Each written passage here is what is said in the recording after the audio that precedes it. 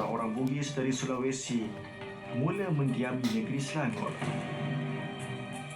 Bukti kepada pengaruh Bugis dalam pembentukan Selangor adalah apabila Sultan Selangor yang pertama dilantik adalah kerabat diraja Bugis yang bernama Raja Lumu.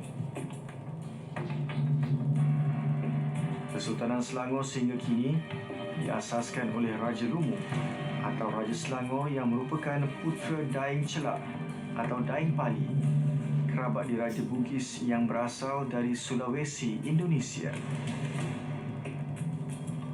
Sebelum Raja Lumu menjadi Sultan Selangor yang pertama, Kerajaan Johor Riau adalah kerajaan yang memerintah jajahan dan daerah di negeri Selangor selepas kejatuhan Kesultanan Melayu Melaka. Dengan pelantikan Raja Lumu sebagai Sultan Selangor, telah memperkuatkan kuasa Bugis yang sedia ada di semenanjung Tanah Melayu pada abad ke-18 itu. Bukti kepada kekuasaan dan pengaruh Bugis masih lagi dapat dilihat sehingga ke hari ini.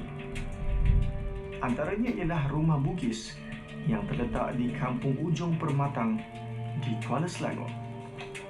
Majoriti para penduduk di Kampung Ujung Permatang adalah dari keturunan Bugis dan rumah Bugis yang ada di kampung ini merupakan satu-satunya rumah Bugis yang tinggal. Walaupun ianya sudah hampir roboh, namun pihak Perbadanan Adat Melayu dan Warisan Negeri Selangor atau PADAT telah mengambil langkah penting untuk memelihara rumah Bugis ini.